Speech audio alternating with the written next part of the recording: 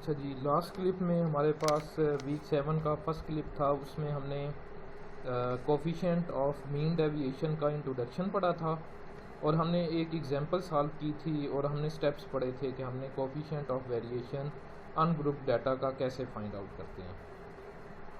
आज हम एक और एग्जांपल पढ़ लेते हैं जी। हमने coefficient of mean deviation find out करना है अनग्रुप्ड डाटा का। ये आपके पास एक एग्जांपल है जी। हमें एक डाटा दिया हुआ है 123, 132, 142, 156, 160, 171, 183 एंड 196। तो हमने क्या फाइंड आउट करना है? हमने फाइंड आउट करना है इसका कोफिशिएंट ऑफ मीन डेविएशन। तो हमने इसका coefficient of mean deviation find out करना है। हमने स्टेप्स पढ़े थे कि फर्स्ट ऑफ ऑल हम क्या करेंगे, उसी तरह हम first of all we have to find arithmetic mean. First of all हमने अर्थमेटिक मीन फाइंड आउट करना है। अर्थमेटिक मीन अनग्रुप्ड डाटा का हमारे पास होता है summation x over n, that is sum of values divided by number of values. उसके बाद देन हमने सेकंड स्टेप में क्या करना है? सेकंड स्टेप में हमने अर्थमेटिक मीन को हर वैल्यू में से माइनस कर लेना है, subtract from every value. All value से हमने क्या करना है? अर्थमेटिक मीन को माइनस कर लेना है। अर्थमेटिक मीन को माइनस करने के बाद जो भी हमारे पास आंसर्स आ रहे होंगे उनकी एब्सोल्यूट वैल्यू ले लेनी है। एब्सोल्यूट वैल्यूज मीन हमने क्या करना है? हमने उनके साइन को इग्नोर कर देना है, साइन को इग्नोर कर देना है। देन हमने क्या करना है? देन हमने उसका सम करना है। सम करने के बाद जो भी आंसर आएगा उसको नंबर ऑफ वैल्यू से डिवाइड कर दें। उस सम को जब हम नंबर ऑफ वैल्यू से डिवाइड करेंगे तो वो हमारे पास मीन डेविएशन आ जाएगा। वो हमारे पास mean deviation from arithmetic mean आ जाएगा। अब जब mean deviation from arithmetic mean आ जाएगा तो उसको हमने क्या करना है? अर्थमेटिक मीन से डिवाइड कर लेना। तो सबसे पहले हम ले लेते हैं जी, इन वैल्यूज़ का सम करते हैं। 123, 132, 142, 156, 160, 171, 183 और 196, इन सब का सम करते हैं। तो सम करेंगे तो हमारे पास आ रहा है 1263।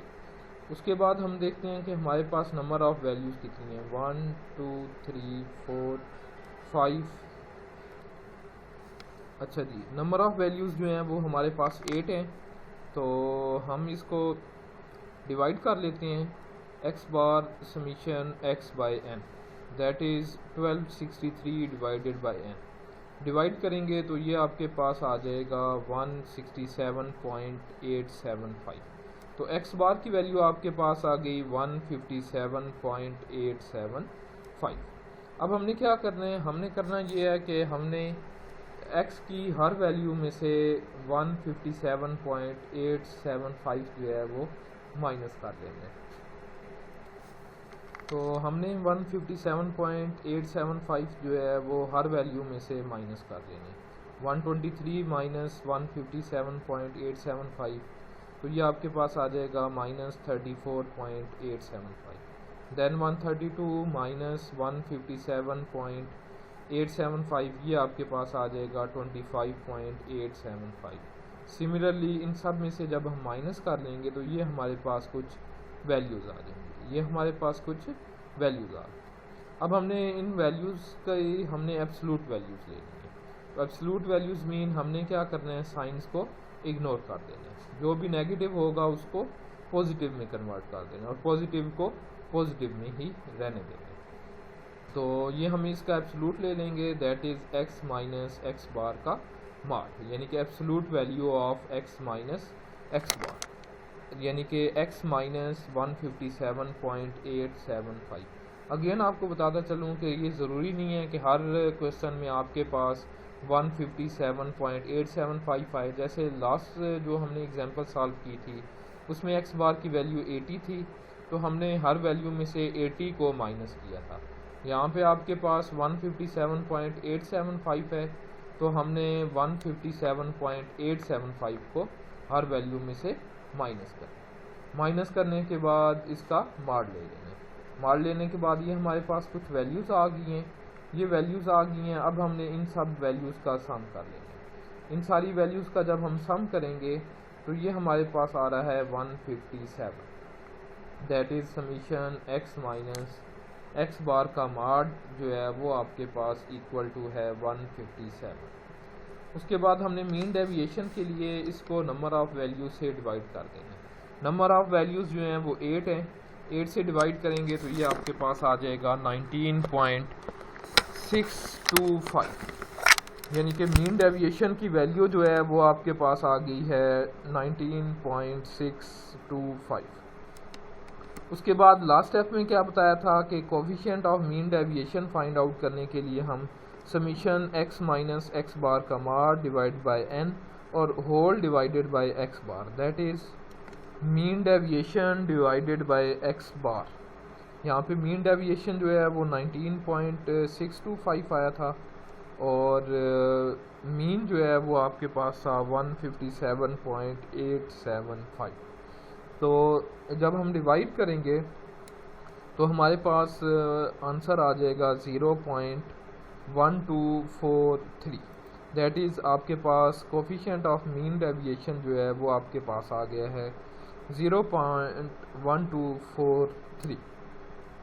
तो ये आपके पास दो एग्जांपल्स थी coefficient of mean deviation find out करने के लिए। Coefficient of mean deviation find out करने के लिए एक दफ़ा स्टेप अगेन मैं रिपीट कर देता हूँ कि coefficient of mean deviation for ungroup data, सबसे पहली चीज़ आपने फार्मूला याद रखना है कि mean deviation divided bye mean. तो सबसे पहले आपने मीन डेविएशन फाइंड आउट करना है। मीन डेविएशन जो है वो इक्वल टू होता है summation x minus x bar का माड ओवर n और whole divided by x bar, where x bar जो है वो इक्वल टू होता है समीशन x ओवर n।